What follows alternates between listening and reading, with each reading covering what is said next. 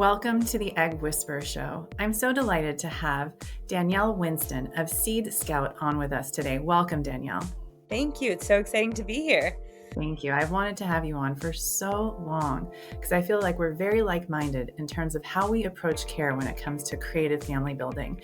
And we're going to talk about known sperm donor matching. And I'm just so excited to talk to you because there's no one better for us to talk about this really important topic with than you. Danielle Winston is a native of Washington, D.C., and attended the University of Maryland, where she pursued studies in business and marketing. She attended Georgetown University Law School and later practiced law for 6 years across multiple firms before embarking on her entrepreneurial journey with the Seed Scout, with her partner and practicing pediatrician, Dr. Paige Kennedy-Winston. You and Dr. Paige Kennedy-Winston founded the Seed Scout after facing challenges with traditional sperm banks, particularly around issues of anonymity and diversity. How did these experiences shape the core principles of the Seed Scout? So we went through this like many do, and we started on sperm banks, right? And we looked at all the major sperm banks and really tried to pick a donor on there. And then it hit us that this was our first decision as parents. And we wanted to be thoughtful and really child focused because this decision was going to pave a huge part of the rest of our lives of our kids, right? And even our grandkids, et cetera.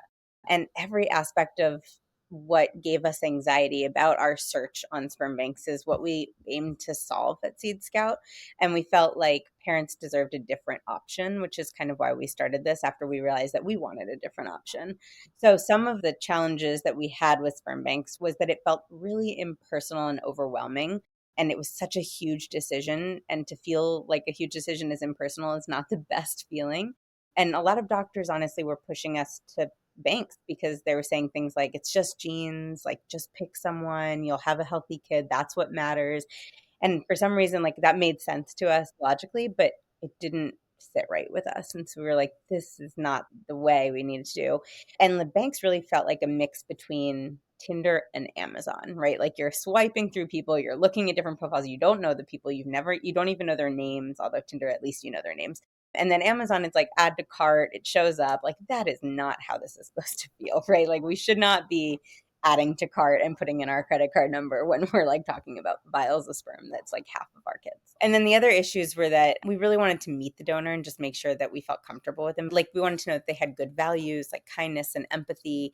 And before our kids met them, we wanted to know that we've talked to them and like know that we felt good about them being introduced. And I've talked to a lot of people now in hindsight, obviously, because now we've started the company, but that work at banks, and they've explained that banks incentivize them to kind of say things about donors so vials will sell, right? Like it is a business in selling people. And so to say someone's so handsome and personable and all these things, it's like, well, how do I know that? Like I want to meet them. I want to see that for myself. So that was kind of like the curiosity in me. And we wanted to feel comfortable that the donor would be responsive and kind to kids when they reached out, right? That was really important. So this is more of my wife. I won't actually take the credit for this, but she was totally freaked out that we didn't know like medical history and that we wouldn't know updates about medical history. And this is huge. I mean, I know you understand this, like being in medicine, right? But these kids are 18 at sperm banks. 18-year-old boys are not supposed to be like, they're not even supposed to be drinking. Why are we letting them make a decision about the rest of their lives and donating? And they don't know their medical history at 18. A lot of families don't trust them with that information, or they're not interested in that information. So they don't ask questions like that at 18. And everything's self-reported. And that, it's not different with us, but that's a very young age to kind of rely on that. And not to know their updated medical history for at least 18 years feels unfair for the kids and unfair to us as parents that want to protect kids as much as we can medically. And that did not sit right with her at all. And on the other side of it, she's a pediatrician who asks for medical history from donor conceived kids or adopted kids all the time. And not knowing makes it really difficult. And then I think the other thing, I mean, this is something that everyone feels, is just we were terrified about how it would psychologically impact our kids. Having hundreds of half siblings, I cannot even imagine doing a 23andMe as a donor conceived person. It would totally freak me out to get updates. Like, I would be an anxious mess. And, even donors don't really want 200 kids out there most of the time, right? And it's not fair to them either. And the thing that when we learned this, it was mind blowing. And I know you know this, and this most people don't know when they start looking at sperm banks, but the fact that like the number on there for how many families is like 25 or 35 or 45, whatever the family limit is, it only counts families who report a live birth, which one study showed was about 30%, and it only counts families in the US. And that, when we found that out, was like, oh my God, like the sky's the limit. There's like literally no end to how many kids there could be.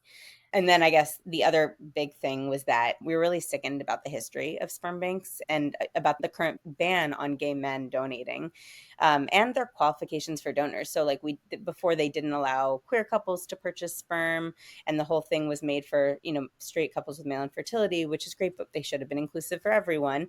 And the queer couples had to chart their own paths and like do at-home insemination, which isn't legally or medically safe. And it was a mess, right? So that was bad. We also they put up pride flags on on the bank websites now, and then they say that men who have had sex with men in the last 5 years are banned from donating. It freaked us out that they were rejecting people of a certain height and education and all of that stuff. And we were like, well, it's our decision who we choose. Like, why do we have to have the banks tell us what height we should have for our kids or things like that? And even like donor conceived people and adopt people can't even be donors. We just felt like it was very exclusive, or not inclusive at all. And the other thing that you mentioned was just that there was a huge problem about underrepresentation of many races and ethnic backgrounds. And I honestly feel terrible for the families that are going on there trying to find a donor that matches their family background, but having to settle for a donor that doesn't. Mm-hmm. What sets the Seed Scout apart from all the anonymous sperm banks out there? So we are the opposite of anonymous. Everything is totally known and transparent. And I think that's something that gives parents a lot of happiness, knowing that they get that information and not wondering and staying up all night worrying. And so the way I think of it is that there's 4 kinds of donors, right? There's the anonymous, and then there's like where you just will never know their, identity unless you do 23andMe and you get lucky and they did too, or someone in their family did. There's the open ID at 18, where a child can reach out at 18 years old and hope that the donor answers, which is not guaranteed.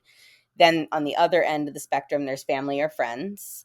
And then we created this little in between, right? It's this known donor, but you didn't know them beforehand. And so what sets us apart is we have a 3-family limit. Donors can't donate elsewhere other than to close friends or family members. So we're really keeping the count of families down. We require families using the same donor to know each other and report births to each other, which takes away the anxiety around 23andMe. And our donors are 23 and up, so we don't have college recruitment. Everyone is out of college unless they went to college late or anything like that. And we make sure donors are kind of mature and know their medical history, and we really push them to find out things that they're not sure about. We require a yearly exchange of information. So clients give information to donors saying kids are safe and happy and they love soccer, like whatever it is. And the donor gives a yearly medical history update so that the parents can just check kids early for something that they might be at risk for. And it really ensures donors feel valued and happy about their experience in donating as well. So we also are inclusive of all clients and donors, regardless of physical characteristics, medical history, being donor conceived or adopted, sexual orientation. All we believe in is informed consent. So making sure that everything is disclosed and people can make the decisions they want to make. Everything is completely known and mutually consented to. So the donor also has to consent to who they're donating to, and they all have to feel comfortable.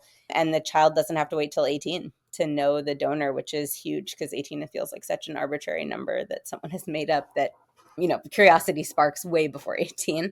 And it's human nature to want to know genetic origins, and we shouldn't deprive kids of that. And then we have a really, really, really diverse set of donor options, and we're really trying to represent the population of the US at least. And we can also do personalized searches to help families find the donor background. It's reflective of their family's origins. So we're really trying to make this the best experience that we can. And I hope that other banks will follow suit because they'll see how other families want to grow their families in this way too. I know it's probably obvious for people who are listening, but in case it isn't, why is having a known donor so important. Basically, we're in the business of creating life, right? Like that is yours and mine, everyone's business, right? And I think the responsible thing to do is to prioritize the emotional and physical well-being of children that we're creating and their future generations for those children, right? And the vast majority of donor conceived people want to know their genetic origins. It's not something we can or should ignore, like the fact that they are speaking up, saying that they would have wanted that, and the ability for them to explore their origins or connect in a meaningful way and not be 200th in line to reach out, right? Like to actually feel like they are important in that person's life, and to be able to answer questions for your kids as parents. Like, it's really important to be able to meet the donor. And even like just going back to the donor conceived people issue, is that they have spoken up so much recently, right? Like there's groups of donor conceived people coming forward and making organizations to really try to make a difference for future generations. And it's not for profit. It's not to like, become famous or anything like that. They're really just trying to change things because they realize how unethical the playing field is right now. And there's even like a survey that I suggest people read because I think it's really interesting. It's the Donor Conceived Survey of 2020, asking almost like 500 donor conceived people of different ages, locations, situations of being told, not being told until a certain age, et cetera.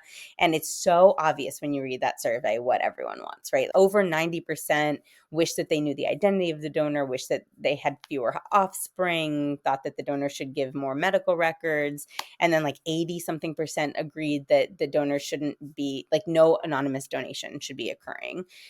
I just think that's like, they're screaming at us basically, and we Right. should be listening. And so that's kind of my thought on it. What are some of the difficulties you've faced in the known donor space? So I have two answers for this. One is I think there are a lot of amazing clinics. There are a lot of places that I love working with, I think are so known donor friendly. But there's some clinics that really, really want to incentivize their patients to use a donor from a bank because, let's be honest, it's easier for them, right? Add to cart, it comes to their door, they know everything's done, and they can just use it and get someone pregnant and their stats will be great. Like that's amazing. But like we have to care about what the patient wants, right? And we have to care about what the kids are going to feel in the future and all of those things. And so what we've tried to do is provide guidance in our company to take away the difficulties of those clinics, to have to walk everyone through all the steps and really spend time with people on all of that.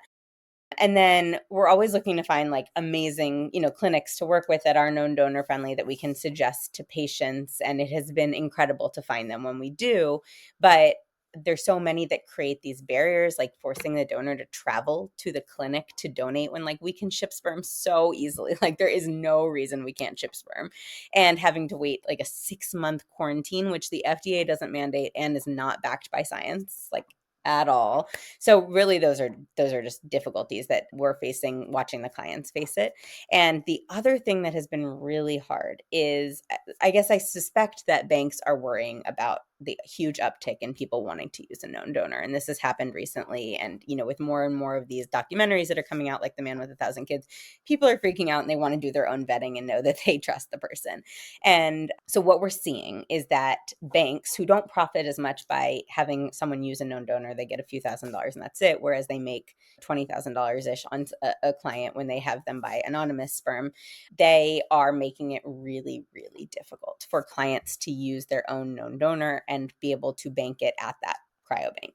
So like, for example, California Cryobanks, ITEX, they just don't do collections for known donors without really a good reason.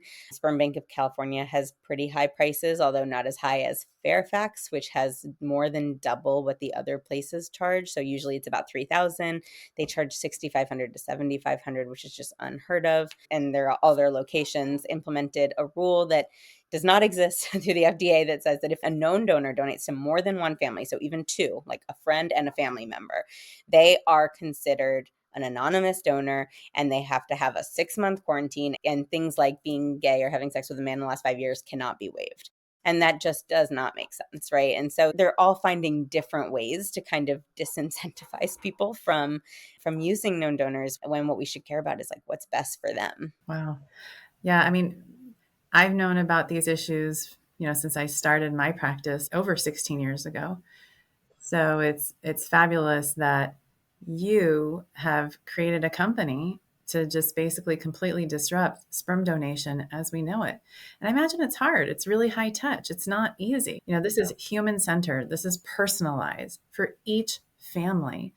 Like, how do you do that? How does your extensive screening process ensure that donors and your clients and their, wishes align? Yeah, I would say the biggest thing is that we're trying to just be transparent about information. So clients can see medical history, adult photos, baby photos, family photos, parents, siblings, all of that kind of stuff, childhood attributes, impressions, and they can decide the people that they want to meet with, making sure they feel comfortable and excited, and then be able to decide who they want as a donor, which is a huge decision. And we personally get to know all the clients and donors so that we can help them make decisions about who to put in their top choices. And we're really working with them in a really hands-on way. It's a little bit at the discretion of families on how much they want us involved. But for people who do, we have calls with them all the time and say, like, let's run through your top 6 and let's narrow it down. Like, let's get there. We try not to overwhelm them with choices that won't fit what they're looking for. So we only kind of show them a personalized list of donors that really match what they are trying to find. And we listen to what donors want as well. And they should have a say about what families they match with. It's a big decision. We don't want them just kind of giving a blank check for their DNA for anyone who has a credit card to buy. Have a diverse array of donor options, and we really want to increase accessibilities of donors of different backgrounds and ethnicities who are incredibly underrepresented at sperm banks. Yeah. And you talked about that 2020 study about how donor conceived individuals often oppose anonymous donation agreements. So, how has this perspective influenced the development of Seed Scout? I would give a lot of credit to donor conceived people for our ideas and how we structured it. I think that there's no better way to predict how the next generation of donor conceived people are going to feel about their conception without listening to past generations of donor conceived people. So when we realized there was a huge discrepancy between between like what the banks are offering and what donor conceived people are actively advocating for every day, just to try to make a difference, then we knew we needed to make a different choice for ourselves. And we wanted to give aspiring parents in the future different options so that it could be more accessible. So like even having the 3 family limit to ensure that if they donated to a friend or family member or had their own kids, we're still keeping the number of families incredibly low, and even lower than what donor conceived people feel should be the max amount of families, right? We wanted to even keep it lower than that. And we created the mandatory check-in so parents would be able to easily reach the donor when kids are old enough and not be searching for them in the world and trying to locate them, because at least once a year they're checking in. And so that the kids could have their medical information that honestly could be life-saving for them. And we've seen many examples of information not being passed on or having a lot of difficulty where it really is life or death. And, if like, for example, if like the donor's mom was diagnosed with breast cancer at 43, which was maybe 2 years after the donor donated, the donor conceived person might want to get genetic testing or early screening or anything like that. And without that information, they would not know. And so it helps narrow the differential diagnosis for like the provider teams for these kids. So, and then we also require donors to be responsive to kids at least the first few times that they have questions. And we educate the donor about the importance of creating the best scenario for kids in the future and making sure the donors are 23 plus when donating to make sure they understand the importance of the decision and they're doing it for good reasons. I mean, I've heard so many times like people just get so anxious around the holidays because everyone's buying 23andMe tests. And now they're going to find out about a whole new array of siblings and every year to feel that. And when there's a new test that comes out, they're going to feel it even more, right? And I want to get rid of that completely. I don't want any people to ever have to worry about that again. And so trying to, have everyone report births to each other is really the way that we're trying to get rid of that problem. Totally. I mean, you don't want that random knock on the door in 18 years wondering who's going to show up. It's the same thing. You don't want that random ping to your email or your 23andMe account every Christmas. So for doctors like me, what do we need to consider about donor conceived individuals and their rights to understand their genetic background? I would say really just making sure that the advice you give families or your patients is thoughtful towards the kids, and it's thoughtful towards their kids, their grandkids, all of those things, right? Because this is a huge decision, and spending time educating patients about what future issues they might come across or what their options are. A lot of people don't have people to look up to in this space, right? There's people who have male factor infertility, female factor infertility, and they might not know of other people that have it because it's not something that's widely talked about. Or even queer couples that live in areas that are more remote might not know other queer couples that have gone through this process. So being able to be that person for them and saying, hey, look, you have options and this is totally your decision, but just think it through because it's an important one. I think that makes them feel validated, and instead of having them kind of regret, which no one wants to feel when you have a kid, right? No one wants to feel regret, but regret a decision like this, I would want them to know all this stuff up front. And especially thinking about the pediatricians that those kids are about to see, right? Like help them help the kids by knowing that medical history, and really try to push banks to be better, because without the doctor's influence, they're not motivated to change. Like it needs to be that the doctors won't be pushing people on their bank, like suggesting their bank to people before they make a change that's drastic, that will probably cost them more money to like collect medical history once in a while or whatever it is. But they have to be able to give back to the community that they're creating. Yeah, when I started my practice, I was appalled that sperm donors weren't required to do carrier screens. I should find those emails that I would send the top sperm banks, begging them, saying like, my patient is a carrier for this, and you guys aren't doing these tests. And they would like laugh in my face and say, that's not needed. And if we start doing this, no one's going to want to use a sperm donor. They just didn't understand. They've come around quite a bit because I think patients, the pressure that they put on them, it's a requirement. Like I think patients now look for the sperm banks that are doing the expanded carrier screens. So I feel like hopefully things will shift with what you're doing, and then other people will follow. Patients will ask for it, and they'll be drawn to the sperm banks that are doing things in the most ethical way possible, which is truly what's best for donor conceived people. I want to talk a little bit about the legal and logistical aspects of donor conception, because it can be overwhelming. If you don't have a Danielle on your side or an Amy on your side, I imagine a lot of people just, they might log into a sperm bank and just stop right there. So how does the Seed Scout help families through these complexities to ensure a smooth and ethical process? All of our options for packages include like walking through the steps with clients. And part of the reason, we have a few reasons for that, right? It's like choosing a no donor is incredibly extensive process. It takes time. You can't click add to cart. You can't just click how many vials you want and hope the rest don't sell out. Like it's different. It's completely different. And even now I talk to clients and they're just like, well, how much is that per vial? And I'm like, that's not how this is working. Like my wife and I, as a lawyer and pediatrician, when we went through this on our own, we had a lot of trouble navigating this process on our own. And we were like, if we can't do this, then there's got to be a lot of other people who are having trouble and maybe just giving up and going back to the sperm banks. And so every package that we have includes walking the clients through the steps until the vials reach their clinic. And we curated a list of lawyers in most states, fertility clinics that work well with known donors, options for psychological professionals for psych evaluations, that are all known donor friendly and queer friendly and just accepting wonderful people. And we want to try to streamline this process as much as we can so that people don't have to chart their own paths, right? It's incredibly difficult to do it on your own. For example, we send people to doctors that we know are just incredible to work with. And you're one of the people that we always suggest, and we always say, look up this person. And, we have the same thing in New York and in DC and in major cities. And we want to make this process smooth for donors, easier for clinics so they don't have to work walking through all the clients. That's a lot of work for them. And more legally sound. That's the important thing, right? So sometimes the people who are getting sperm from Facebook groups or are kind of sketchier applications, it's not legally sound the way they're doing it. I mean, I see these posts, I'm on there just because I'm like baffled by it all. And I'm like, I have to watch what's going on because I can't stop watching. And sometimes people will be like, I'm ovulating tomorrow, who can come over? And I'm like, there's no way you're going to get a legal agreement signed by tomorrow. And like, there's no way that this is going to be okay in the future.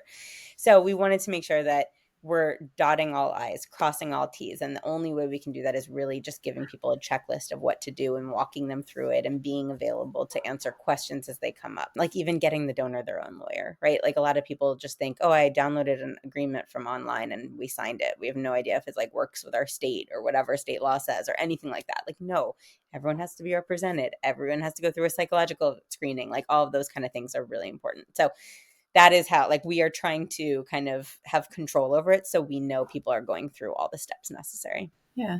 And how do you make the process enjoyable? I mean, how do you balance like the seriousness of the family planning part with ensuring that like it can be fulfilling and not scary for the parents to be? Yeah, I think honestly our process is just inherently enjoyable, like more enjoyable. And look, no one wants to use a donor, right? No one's like, "Yes, I get to use a donor. I can't wait. This is what I dreamed of since I was a kid." That is just not how any of us go into the situation. But I think when you do it in a way that you have more control and visibility, it's kind of like it's naturally exciting to meet the person who's going to make up half the genes of your future kids and to see what you have in common and know what their temperament is and what kids might get from them. And it's fun to hear stories about your donor growing up.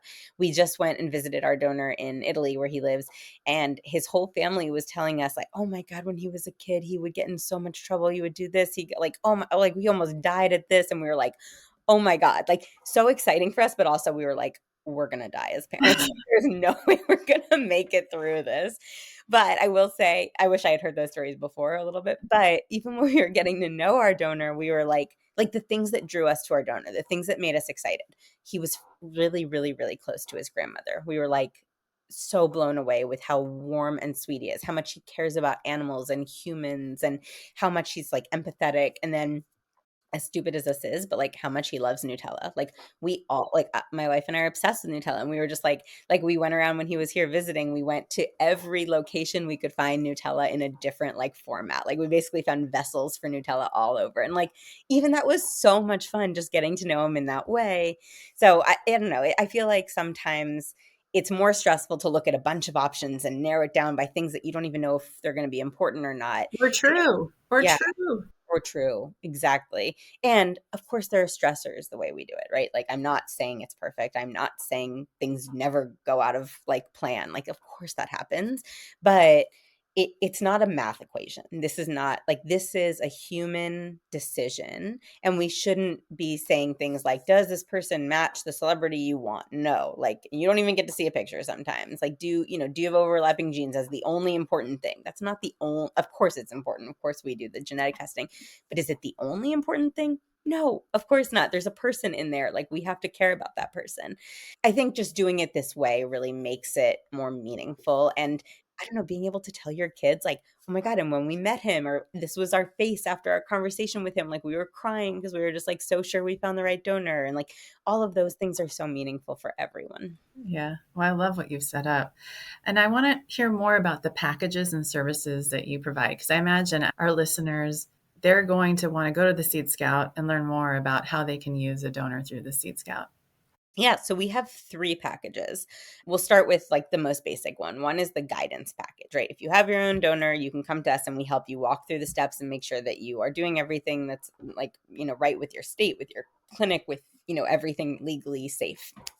That is $2,000, but for our fee. And then the cost for steps, unfortunately, I can't do anything about it, is about $6,000 or $7,000. And then we have 2 other packages. One is a regular package and one is an exclusive package. And this is like beginning to end with us for those packages. So the regular package is where the donor only donates to 3 families and maximum. They can donate to family members or friends still, but they only can donate to 3 families through our company. They can't donate anywhere else, like matchmaking services, apps, Facebook groups, anything like that, sperm banks, etc. And then the other package is the exclusive package where you are the only family that they donate to through our company. Same rule about friends and family, but there's 3 versus 1. So that's the big difference. In terms of cost, they're all the same for going through the steps. It's about $6,000 to $7,000. For our fee, the fee for the regular package is $4,500. The fee for the exclusive package is $9,500. The donor fee is $5,000 for the regular package and $13,000 for the exclusive package. So unlike at sperm banks where they pay like $100 per donation, we make sure that donors are paid by the families $5,000 per family, because I think it's a lot of time commitment, right? To go through all these steps with each family, and also to like have a commitment for the rest of their life of a yearly update about medical history, and also being there for kids if they like had questions. Like all of those things add up to a lot of time. And these are professionals that are 23, 24 plus. And so I just want to make sure that they're like being compensated for their time, and it's not us just taking the vast majority of profit and giving them like $100 for dinner. And we want to just make sure that everything's kind of more fair in that way. So those are the three different packages we have, and we have add-ons and things that usually people Mhm. don't need. Yeah. And why does family size come into consideration? I don't know if everyone has seen The Man with a Thousand Kids, but if not, you should watch it. It's insane. But the risk of incest, right? And they talk about this on the show, and they talk about how as humans we are drawn to people we are related to without even knowing that we're related to them, and that it's like some, I don't even know the name of it, but it's like a phenomenon. And there's been cases in the past where people have slept with their sibling and not even known it. And once we, as generations continue and as people have multiple kids and those people have multiple kids, the risk of incest is going to be even higher. Like even now, like now compared to 3 generations from now, it's going to be insane if we don't all know of each other. Also, I think like donor conceived people are unable to make meaningful connections with all or most of their siblings if there are so many of them, and it just feels too overwhelming. And same with the donor, right? If there's so many of them, it's impossible to kind of make meaningful connections with the donor. And the importance and uniqueness of reaching out to a donor is less impactful for them. So that's something we really wanted to change. And even my wife, who found out about literally one half sibling, okay, like did not know she had a half brother, found out through 23andMe, and one half sibling changed her life. Like she was like blown away. It impacted her for years. They finally met a few months ago and they had their questions answered, but they both were so deeply impacted just from having one sibling, not from like finding out a parent wasn't a genetic parent, or that they have like 100 half siblings, just one. And so if that can happen, then I can't even imagine how it feels on a mass level. If someone wants to be a donor, because I imagine you actually attract mature, more educated donors that are more thoughtful about the process and decision, how did they start the process with you? Yeah, they can reach out on the website. We love our donors so much. We have 450 donors. I think I know almost every single one of them. Like I've talked to them many times and I adore so many of them. And we really believe in creating like a great donor experience because it helps make the experience for donor conceived people better if everyone's happy about the match.